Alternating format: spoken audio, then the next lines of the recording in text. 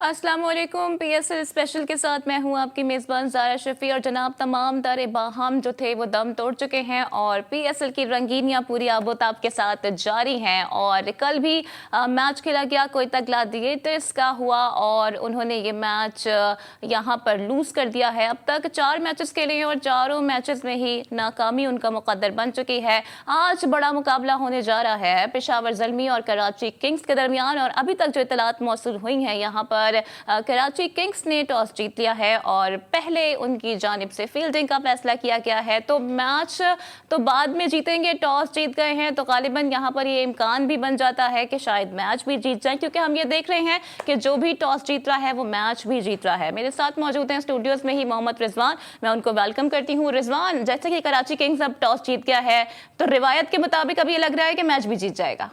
जी हाँ, बिल्कुल ऐसा ही है। लेकिन आई थिंक अब तक तो टीमों को अंदाज़ा हो जाना चाहिए कि अगर बाद में बॉलिंग करनी पड़े तो उसके हिसाब से प्रैक्टिस भी शुरू कर देनी चाहिए, क्योंकि अभी तक हमने कहीं सुना नहीं कि किसी टीम ने कोई गीली बॉल से प्रैक्टिस करी हो, फास्ट बॉलर ने प्रैक्टिस करी हो या स्पिनर ने प्रैक्टिस करी हो। सो आई थिंक आई होप कि अब पेशावर जो है उसने कुछ इस तरीके का किया हो नेट्स में, क्योंकि जब पता ही है बाद में बॉलिंग आनी है तो आई थिंक उसके लिए रेडी होना ज़रूरी है। अच्छा, एक सेटबैक पेशावर में हम ये देख रहे हैं, वहाब रियाज इंजर्ड हो गए हैं तो ऑब्वियसली नहीं खेलेंगे। शोएब मलिक कैप्टेंसी कर रहे हैं, क्या देखते हैं आज के पेशावर ज़ल्मी के इस कॉम्बिनेशन को, इसलिए क्योंकि वहाब बड़ी अच्छे फॉर्म में थे, लास्ट मैच में 4 विकेटें उन्होंने हासिल की थी। जी, कैप्टन चेंज से ऑब्वियसली फ़र्क तो पड़ेगा, लेकिन आई थिंक शोएब मलिक बड़े ही एक सीनियर बैट्समैन भी हैं और कप्तानी भी उन्होंने बहुत अरसा करी है। और आई थिंक टीम में जिस तरीके का उनका रोल है, सो उनको टीम लेकर चलते हैं वो in the middle overs as well. So I think उस हिसाब से तो Shoaib Malik can be a good captain. तो इतना फ़र्क नहीं आएगा। येस, बॉलिंग में इम्पैक्ट ज़रूर आएगा वहाब रियाज के ना होने से। तो अब देखते हैं आगे वहाब रियाज की, आई डोंट नो किसको अभी इन्होंने इन किया है वहाब रियाज की जगह, but I am sure replacement है। बेंच स्ट्रेंथ इतनी है पेशावर की कि वो इसको अच्छा रिकवर टीम कर कॉम्बिनेशन है, अगर टॉप ऑर्डर नाकाम भी होता है तो मिडिल ऑर्डर चल जाता है। ये एक अच्छी चीज है कि टीम को संभालने वाले मौजूद हैं। लेकिन going back to previous match, यानी कि अगर मैं बात करूं कोयटा की, तो 4 मैच खेले हैं, चारों ही हार गए हैं। मुझे समझ नहीं आ रहा करने क्या है, या ना बैटिंग कर रहे हैं ना बॉल कर रहे हैं क्यों पाकिस्तान सुपर लीग का हिस्सा, समझ से बालातर है। हाँ नहीं, खैर ऐसी बात नहीं है। खैर उन्होंने पहले 4 सीजन में बहुत ही उम्दा परफॉर्मेंस दी है। अनफॉर्चुनेटली लास्ट सीजन से डाउन हो गए हैं। लेकिन लास्ट सीजन से उनकी जो इकोनॉमी रेट डाउन हुआ है वो अभी तक उसमें कुछ बैलेंस नहीं आ पा रहा है। थोड़े दिन भी खराब चल रहे हैं सरफराज के एज अ कैप्टन और कोयटा के। और उसके अलावा आई थिंक अब इन लोगों को अपनी टीम सिलेक्शन पे बहुत ध्यान देना पड़ेगा, नॉट जस्ट द प्लेइंग 11 लेकिन बेंच स्ट्रेंथ। क्योंकि 2-3 मसले जो सामने नजर आ रहे हैं वो ये हैं कि अभी तो जो प्लेइंग 11 में उनमें उनके पास 4-5 लोग ऐसे हैं जो बिल्कुल बैटिंग नहीं कर पाते, जिसमें नसीम शाह है, मोहम्मद हसनैन है, उसमें डेल स्टेन है, उसमें जो है जाहिद महमूद हैं। जबकि हम दूसरी टीमों में देख रहे हैं कि उनकी बैटिंग लाइनअप जो है वो काफी नीचे तक आ रही है और राउंडर से सपोर्ट की बैटिंग लाइन देखें तो डेलपोर्ट मौजूद है, बेन कटिंग मौजूद है, आजम खान मौजूद है, लेकिन चल कोई नहीं रहा है। सबने खेलने से मना कर दिया। ऐसा लगा है कि जंग लग गया है प्लेयर्स को। कल भी इस तरह था लगे। अगर मैंने स्कोर देखे जो उन्होंने रिकवर किया शुरू में आउट होने के बाद, तो 15 ओवर में 120 तक वो पहुंच गए थे, जिसके हिसाब से उनको अगर अगले 5 ओवर में 70 रन भी बनाते तो 190 तो होने चाहिए थे और 5 में 70 बनने चाहिए। अगर उनको रहना है पाकिस्तान सुपर लीग में, इसलिए क्योंकि सरफराज तो खुद भी कह चुके हैं कि गलती की अब कोई गुंजाइश नहीं है। अगर अब हम एक और मैच लूज करते हैं तो फिर टूर्नामेंट से आउट हो जाएंगे। और साथ साथ वो ये भी कह रहे हैं कि यहाँ पर हमेशा हमने देखा है कि डिसअपॉइंटमेंट देखने में आती है और सर झुका के बस वो खड़े हो जाते हैं, लेकिन इसका मतलब ये नहीं है कि सारे तरह सवालात यहाँ पर खत्म हो जाएं। बिल्कुल, अब तो अभी ऑलरेडी ही मुश्किल हो गया उनके लिए, लेकिन अब तो एक मैच भी हारे और कंफर्म आउट है वो टूर्नामेंट से। सो जो कि अभी सिचुएशन देखें अगर कोयटा की, तो नज़र आ नहीं रहा जीतते हुए। और उसमें मैं वही बात कह रहा था कि पिछले को अपनी बेंच स्ट्रेंथ पे भी काम करना पड़ेगा, क्योंकि हमने अभी बात करी कि 4-5 लोग ऐसे हैं जो बिल्कुल बैटिंग नहीं कर पाते। अगर हम देखें कि उनको रिप्लेस करें तो हमारे पास बेंच स्ट्रेंथ में अनवर अली, एहसन अली, आरिश बैठे हुए हैं, जो कि आज से नहीं 4-4 सालों से कोयटा के साथ हैं और वो बैठे हुए ही हैं बेंच पे। इसका मतलब वो इतने अच्छे प्लेयर्स नहीं है कि उनको खिलाया जाए। सो अब जितना टीमों ने इन्वेस्टमेंट कर दी है अपने पिक करने में प्लेयर्स, उतनी आई थिंक अब कोयटा को भी लानी पड़ेगी और अपनी सिलेक्शन बेहतर करनी पड़ेगी।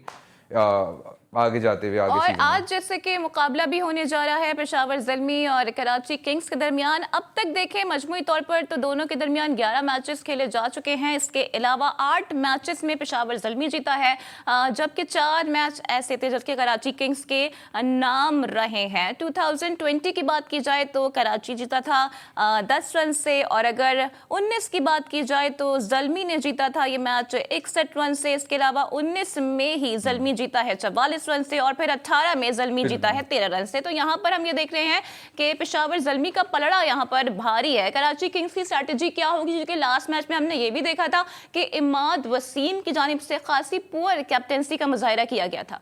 नहीं, आई एम श्योर उसके बाद से इमाद वसीम को भी टीम मैनेजमेंट ने भी ऑब्वियसली बोला होगा, और इमाद वसीम खुद भी तो प्रोबेबली एक्सपेक्टेड है कि वो आज शायद ओपन ही कर ले बॉलिंग में। लेकिन उसके अलावा आई थिंक स्ट्रेटेजी तो सबसे पहली स्ट्रेटेजी जिसमें उन्होंने टिक कर दिया वो तो टॉस जीतना थी। तो टॉस जीत गए उन्होंने, पहले फील्डिंग कर लिया, तो कम से कम 50-60% मैच क्या हाथ में। रॉकेट साइंस है, टॉस जीतो मैच जीतो। बचपन में ये हम ये सुना करते थे कि जो टॉस जीत गया वो मैच भी जीत जाएगा, लेकिन यहाँ पर ये साइंस कुछ फिट होती नजर नहीं आती। ऐसा क्या डिफरेंस आ जाता है फर्स्ट इनिंग्स में और सेकंड इनिंग्स में?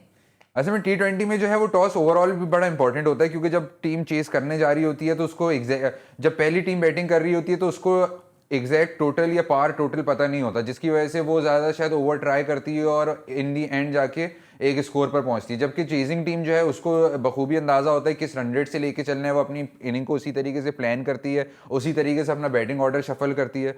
और लेकिन इस टूर्नामेंट की बात करें तो ऑब्वियसली ड्यू फैक्टर का बड़ा इंपॉर्टेंट रोल अच्छा, प्ले लास्ट हो रहा मैच है। में कुछ कराची किंग्स का जो बैटिंग ऑर्डर था, स्टार्टिंग बैटिंग ऑर्डर, वो कुछ कोलैप्स होता हुआ नजर आया था। आज देखते हैं कि उनकी स्ट्रैटेजी क्या होगी। मजीद भी गुफ्तगू का सिलसिले को जारी रखेंगे, लेकिन अभी वक्त हो गया ब्रेक का।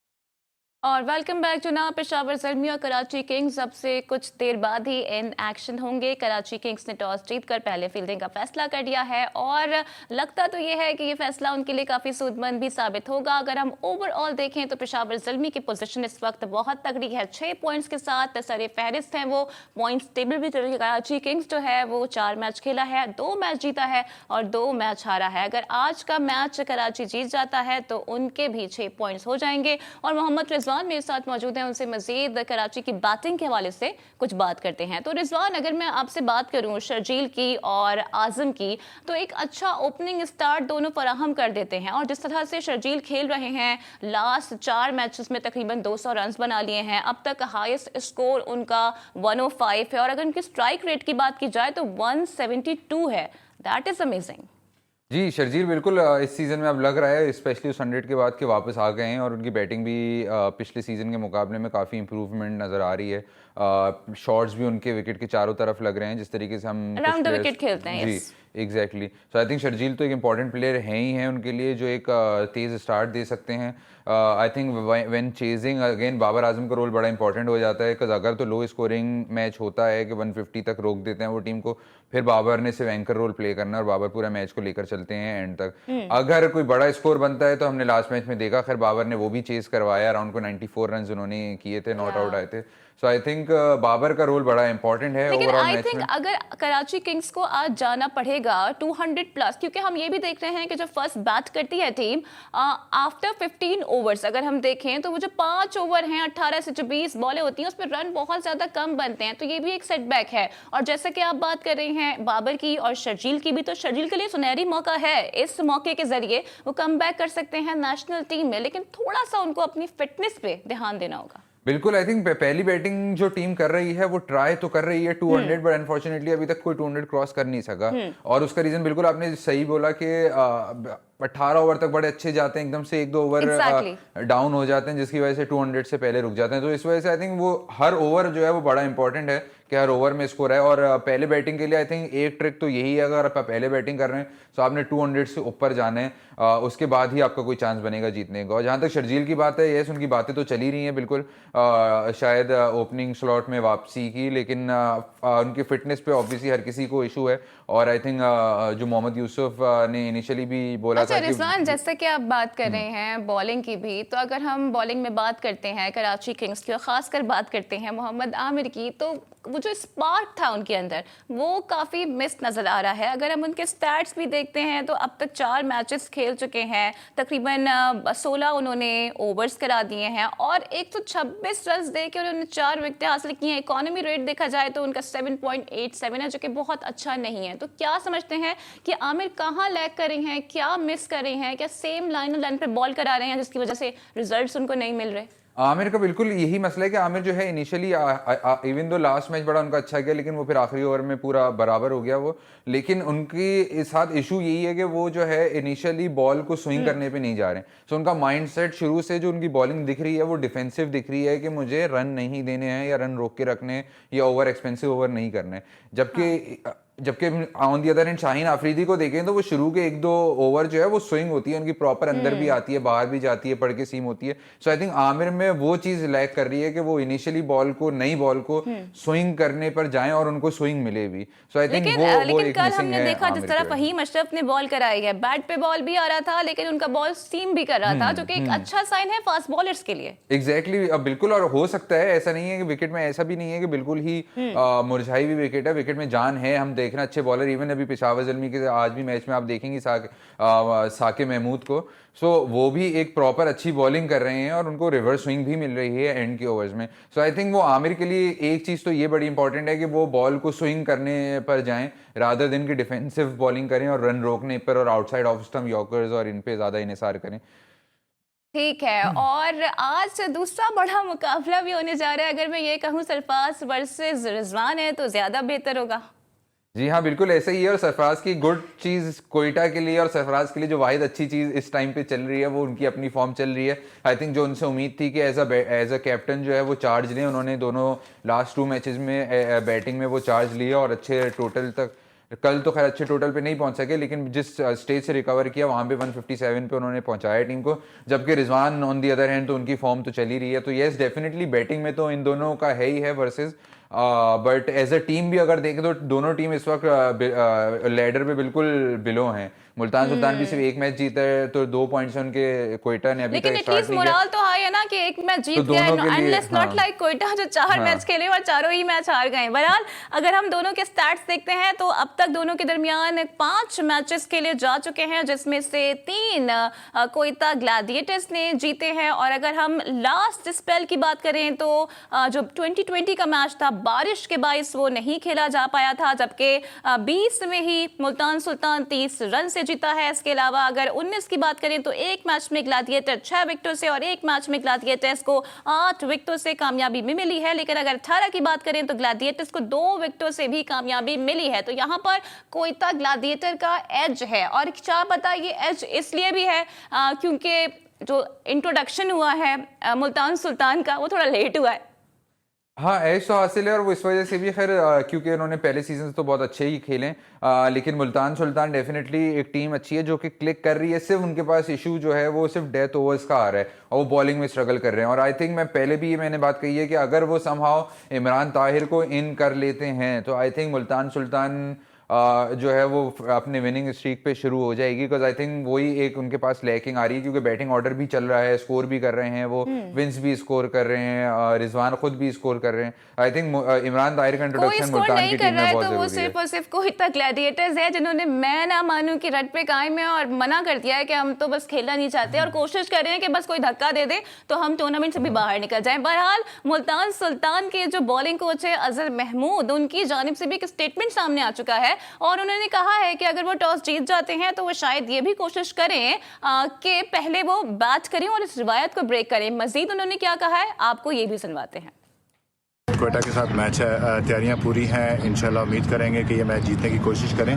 जो गलतियां पिछले मैचेस में हुई हैं वो उसको ना दोहराएं। अभी तक जो भी टीम चेस की है, जो भी टीम सेकंड खेली है उसने रन चेस किए हैं, तो होपफुली कि हम वो पहली टीम बने कि जो अगर हम चेस भी कर रहे हैं, डिफेंड भी कर रहे हैं, तो हम उसको अपने कंट्रोल करें रन रेट को और मैच जीतने की कोशिश करें। तो कम्बिनेशन जाहिर सी बात है, टूर्नामेंट इतना फास्ट हो रहा है कि 200 रन भी सेफ नहीं है इस टूर्नामेंट में। 195 रन स्कोर हो रहे हैं और चेस हो रहे हैं बड़े आराम से, इवन एक ओवर पहले रन चेस हो रहा है, तो उसमें थोड़ी सी हिकमत अमली हम लोग बना रहे हैं। इंशाल्लाह कोशिश करेंगे कि वो हिकमत अमली मैच में लेके जाएं और मैच जीतने की कोशिश करें। और Rizwan, that is a sportsman spirit के कह रहे हैं कि पहले बैट करें या फिर चेस करें, कोशिश करेंगे कि यहाँ पर गेम को विन करें। ये एक अच्छा साइन है। लेकिन ये मुझे बताते हैं जल्दी से क्विकली आप के दोनों मैचेस में आप आज किस टीम को फेवरेट सपोर्ट कर रहे हैं? आई थिंक आज मुझे लगता है कि कोयटा का पासा पलटेगा और कोयटा आज जो है वो मैच जीतेगी मुल्तान के अगेंस्ट। और दूसरे मैच में I think Karachi is more favourite, कुछ पेशावर का थोड़ा टॉस जीत गया इसलिए कह रहे हैं? नहीं, क्योंकि टीम थोड़ी चेंज हुई है पेशावर की और कॉम्बिनेशन थोड़ा आउट हो रहा है, रवि बुपारा इन आए हैं जिसकी अच्छा, वजह आज से आफरीदी कुछ परफॉर्म करने वाले हैं या सरफराज ही हाईलाइटेड रहेंगे? क्योंकि परफॉर्म तो अच्छा कर रहे हैं वो। आई थिंक बैटिंग में तो खैर सरफराज की आएगी परफॉर्मेंस, लेकिन जाहिर है तन्हे तना तो कोई भी मैच नहीं जितवा सकता। एग्जैक्टली उनको सपोर्ट चाहिए होगी। कल के मैच में भी अगर उनको सपोर्ट मिल जाती, नवाज ने इवन 30 बॉलें खेली लेकिन वो रन बॉल ही कर सके, अगर वहां उनका 10-15 रन ज्यादा होते तो मुत्तफिक होंगे सरफराज को थोड़ा सा काम रहना पड़ेगा, क्योंकि प्रीवियस मैच में हम देखा है कि बॉलर्स को थोड़ा डांट डपट करते हुए नजर आए। आई थिंक लेकिन वो अब 1-2 मैचेस में उन्होंने कम किया, उन पे काफी तनकीद हुई है, उनको मैनेजमेंट ने ये बोला है। सो कल के मैच में भी थोड़ा सा ऐसा लगा कि अब थोड़ी टीम इंजॉय करना शुरू हुई है और आई थिंक अच्छा रिजवान, थोड़ा टाइम कम है, अभी जो मैच होने जा रहा है कराची पेशावर का, अब वहाब नहीं है, कितना बड़ा यहाँ पे नुकसान पहुंच सकता है ज़ल्मी को? जल्मी को पहुंचेगा। और मैंने जब ये टीम देख रहा था क्योंकि वहाब की नहीं है तो उसकी वजह से कॉम्बिनेशन थोड़ा आउट हुआ है। बैटिंग में भी रवि बुपारा को इन किया है उन्होंने, कामरा अकमल फॉर्म में नहीं है। आज मुझे लग रहा है पेशावर की टीम फॉर सम रीज़न थोड़ी वीक लग रही है मुझे। चले ठीक है, देखते हैं कि आज टीम्स कैसा परफॉर्म करती हैं और उम्मीद करते हैं कि कोयटा ग्लैडिएटर्स की भी यहाँ पर कमबैक करे। और कराची किंग्स तो टॉस जीत चुका है, अब से कुछ देर बाद ही दोनों टीमें आमने सामने होंगी और भरपूर एक्शन का मुजाहरा किया जाएगा और तमाम शायकीन क्रिकेट अपने फेवरेट प्लेयर्स को भी यहाँ पर एक्शन में देख पाएंगे। कल दोबारा आपकी खिदमत में हाजिर होंगे एक ब्रांड न्यू एपिसोड के साथ। टिल देन टेक केयर, अल्लाह हाफिज।